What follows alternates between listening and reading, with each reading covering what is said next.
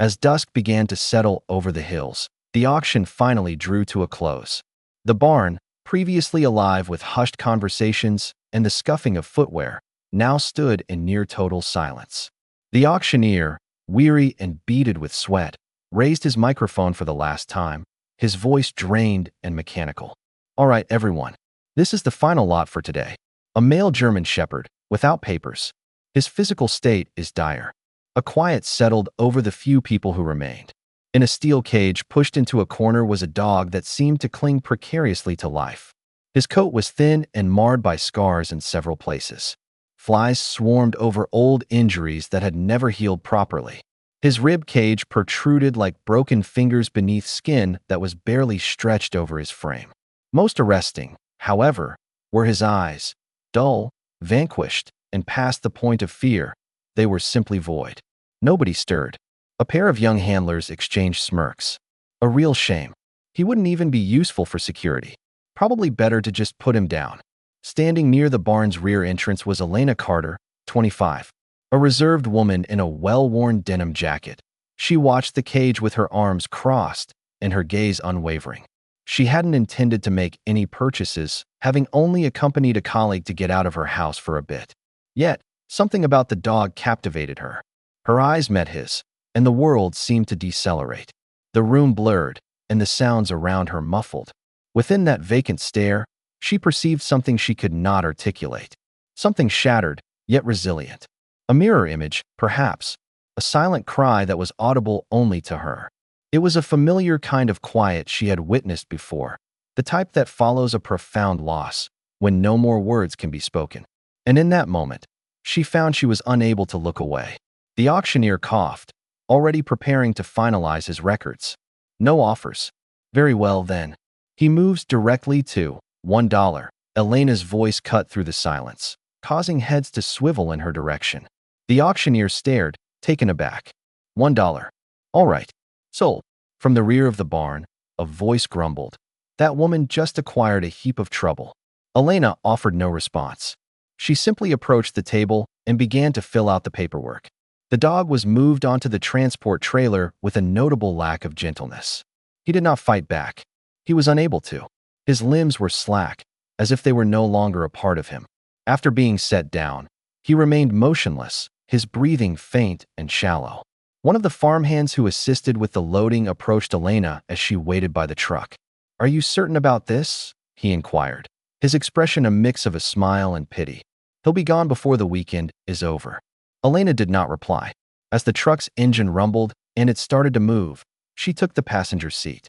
The driver, another volunteer from the auction, shot her an uncertain glance, seemingly at a loss for words. The quiet that passed between them felt more profound than it should have. About halfway down the gravel path, the dog emitted a faint, dry hack before collapsing completely onto his side. Elena turned in her seat to peer through the back window, through the metal bars of the trailer's gate. She could just make out his face. His eyes were still open, hazy but not lifeless. There was still a presence inside him. If he's still looking, she murmured to herself, then he's still trying. He had never had an advocate. No identity, no background, just one more damaged being abandoned to fade away. But she understood the feeling of losing everything, of being invisible in a world that relentlessly moves on. She turned her attention back to the road, placed her hands in her lap, and remained silent for the rest of the journey. That evening, upon arriving at her property, she made a firm resolve. She would not be another person to abandon him. It wasn't because she held a belief in miracles, but because he was entitled to at least one individual who believed he was worthy of being saved. She brought the truck to a stop near her barn and got out first. She then went to the trailer, swung open the side door, and knelt down next to the dog. "Okay," she said in a low voice. "Let's give this a try." Carefully, she slid one arm under his torso and the other beneath his back legs. His weight was deceptive. He was little more than skin, fur, and profound weariness. His frame yielded in her arms, but he made no move to struggle. He didn't even let out a whimper. She transported him across the small yard to a little shed behind the barn, a place she had cleared out earlier that day on a hunch. She gently lowered him onto a soft towel on the floor. The instant she released him, he folded into a heap, tucking himself in as if to vanish. She provided a bowl of fresh water and a small serving of soft food. He ignored it, simply remaining there, his chest moving with shallow breaths, his eyes partially shut. Elena said nothing. She settled on the floor next to him, legs crossed, her back to the wall, just attuning herself to his breathing. Labored, but there. She moistened a cloth with warm water and tenderly cleaned the dried spittle from his snout. Then, as if addressing someone far off, she whispered, "This is not the end you merit. Not this way." His ears gave a slight twitch. The next morning, she contacted Dr. Samuels, a veterinarian who had retired but had once tended to her daughter's kitten. He showed up that evening with an old-fashioned wooden case of medical tools and a look of gentle fatigue in his eyes. He gave the dog a comprehensive examination, inspecting his gums, joints, ears, and stomach. "He's suffering from severe malnutrition and widespread infections," he noted quietly. "The only reason he's alive is because some part of him refuses to give in. But honestly, he doesn't have much time."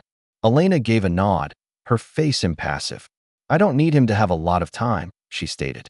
"All I ask is that he is given a chance." The following days unfolded at a measured, almost rhythmic pace, like turning the pages of a book too dense to be read quickly. Each morning, Elena arose with the sun. Before her own morning routine of brushing her teeth or having coffee, before she uttered a word to anyone, she would walk barefoot to the shed. Bruno would still be there, head lowered, body in a tight coil, but now his eyes would track her movements. That was a change.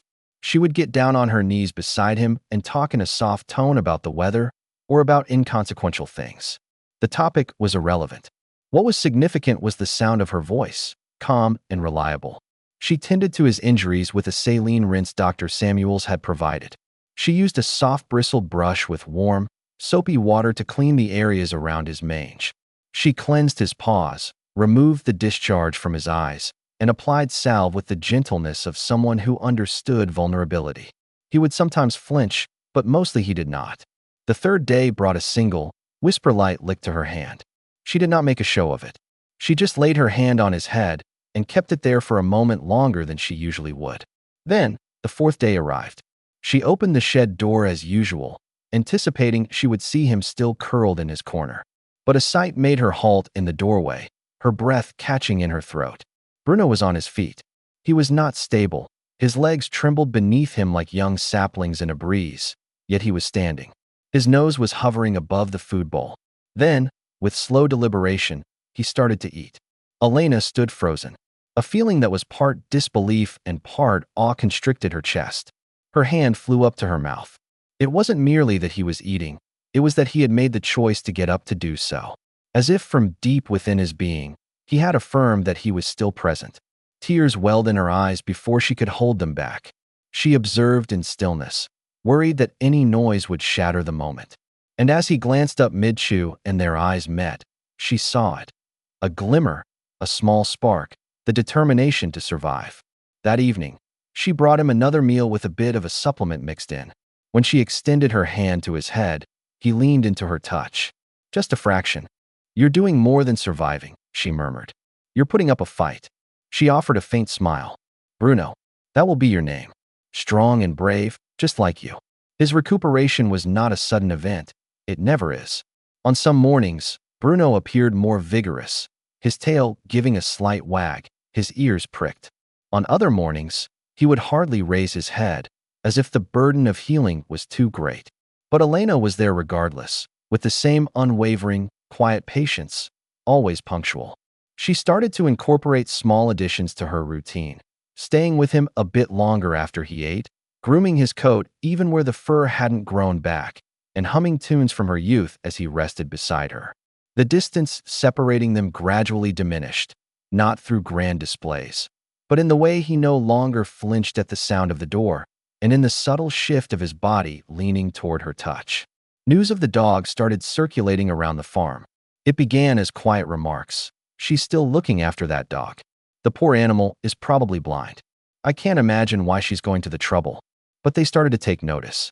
They could see the change. Bruno now got up every morning to welcome her. His gait was awkward but increasingly sure-footed. He began to explore the perimeter of his fenced area, sniffing and stretching. He ceased curling into a ball to make himself invisible.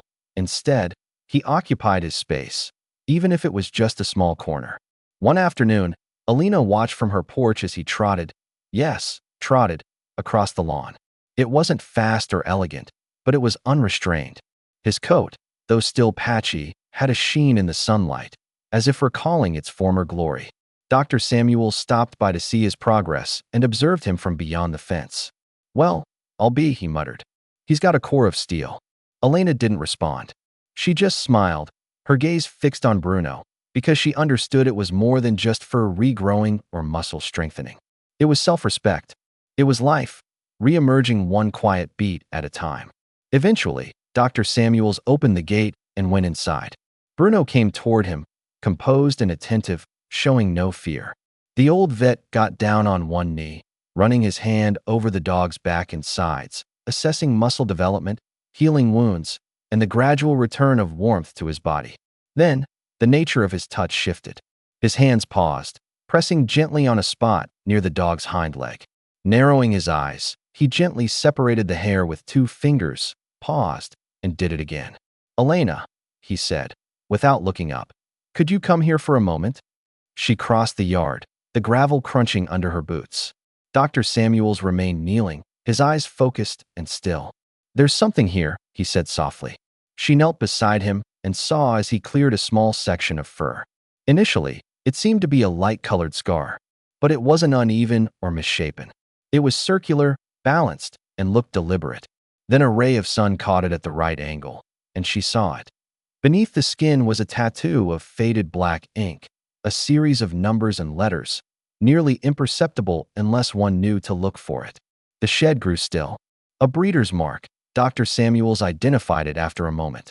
Tattoo ID. Not many organizations use this method anymore. Only very specific programs. High-level dogs for military, service, or elite security. Elena gazed at the mark, her fingers held just above it, as though hesitant to make contact with something sacred. "You're saying Bruno was specially trained, selected?" Dr. Samuels gave a slow nod. He was not an accident. He was bred for a purpose, and at some point, someone let him fall through the cracks. He took out his phone, took a picture, and started to text. "I have a contact who can look this up." Elena stayed kneeling by Bruno, her hand finally coming to rest on the faint tattoo. And for the first time since bringing him home, she wasn't just seeing a dog on the mend. She witnessed a history struggling to re-emerge. The information arrived the following morning. Dr. Samuels came back with a slim manila folder, its corners bent from the journey. It contained printed documents, breeding information, ancestry charts, and old certification seals, some blurry, some perfectly clear. Bruno was no ordinary dog. He originated from a well-regarded security training center in the Midwest, the type of establishment that prepared top-tier K-9 units for law enforcement and private security firms. His ancestry could be traced to champions in agility, obedience, and temperament, the finest available. However, the center had not weathered the pandemic. It had accumulated debt, and legal disputes ensued. The dogs were sold off hastily and without proper care. Some were properly registered, while others were lost in the shuffle. Bruno was one of the latter. He had been bred for exactness and trained for devotion, only to be cast aside. That evening, a quiet rain began to fall, the kind that seems to dampen all other sounds, the trees, the breeze, even one's own thoughts. Elena was on her porch, a wool blanket over her shoulders, a mug of tea growing cold in her hands. Bruno was curled by her feet, his breathing even, his eyes half shut. Dr. Samuels had delivered the documents earlier, but had decided to stay. He didn't inquire as to why, and neither of them felt the need to explain. He stood leaning against the porch railing, silent, observing the darkening sky. For a considerable time, there was no conversation, only the sound of the rain. Then, he said gently, "He has a good lineage." Elena nodded, her gaze still on the gray landscape. "He was destined for a different life," the doctor continued. "You can see it in his posture now." She didn't reply immediately, just stroked Bruno's back, her fingers moving deliberately through his now thicker coat. "He was trained to be of service," she murmured, more to herself than to him. "To keep someone safe, to go with them into harm's way if necessary." and he wound up in a cage with no hope. The doctor tipped his hat and cleared his throat. Why did he, of all things, catch her eye that day? Her jaw clenched. She looked down, her eyes on the dog, but not truly perceiving him. The silence grew, not from indecisiveness, but from the difficulty of articulating something she had never said aloud. A familiar, heavy pressure on her chest. It wasn't just about him, she said finally. It was his lack of asking for anything. The way he seemed to have resigned himself to his fate, as if he had already accepted the worst. She took a breath, her voice now softer. That was how my daughter appeared. Toward the end, Dr. Samuels remained motionless. She stopped asking for things too, stopped resisting, not because she had lost the will to live, but because she sensed that the rest of us had already lost hope. The porch boards groaned softly under their weight. I couldn't bear to witness that again, Elena said. Not with him. Bruno stirred at her feet, shifting just enough for his body to make contact with her leg. She reached down and placed her hand on his head. The doctor looked from her to the dog. He said no more. There was no need. When midsummer arrived, Bruno had transformed from the mere shadow of a dog Elena had taken from the auction. His coat was full and dark, with a reddish tint that glowed in the early light. The depressions under his ribs had vanished, filled in with muscle and vitality. He now moved with a calm self-assurance, his chest out, his head erect, not with pride, but with awareness. Each morning, he would lead Elena through the fields, making wide sweeps, and then circling back, perpetually alert, perpetually on duty. It might have been instinct or a faint memory. Dr. Samuels visited less often now. There was little left for him to do. During his final visit, he stood at the gate with his arms crossed, his eyes narrowed. Well, he commented in a low tone, just look at him. Bruno turned at the noise, his ears pricked, and gave a single, firm, clear bark. Then he went back to his rounds. He's complete, the doctor observed. Elena nodded. He is. The news traveled quickly, first among the farmhands, then to the neighbors. Someone eventually shared a photograph. Bruno in the pasture, the fields behind him glowing in the late afternoon sun. He resembled a dog from a professional canine calendar. And soon, the phone calls began. A training center in Texas, a private security firm from another state, and even a man who said he was a breeder from the East Coast. They were all interested in him. Some made financial offers, substantial ones. Others guaranteed superior accommodations, more room, a sense of purpose. Elena heard them all out. She allowed them to state their case. And each time, her response was the same. Bruno is not available for purchase. One particularly persistent man argued that it was a misuse of talent, that a dog of his caliber was destined for greater things. Elena simply smiled. He possesses something greater. He has his name, his home, and his history. Bruno, who was resting at her feet that afternoon, raised his head and placed it on her knee. She didn't require any acknowledgement, but Bruno deserved to be acknowledged, not for his abilities, but for the distance he had traveled. There were still days when Elena would sit on her porch and simply observe him. Bruno would patrol the field, then come back to her, pressing his head softly into her side. There were no orders, no particular motive, just a shared existence. She frequently reflected on how simply he might have been ignored, how near he had been to being forgotten entirely. Yet a single opportunity was all that was needed, one quiet yes, when the rest of the world had already said no. Her act wasn't one of rescue. It was one of presence. And through that simple act, they both found their way back to living.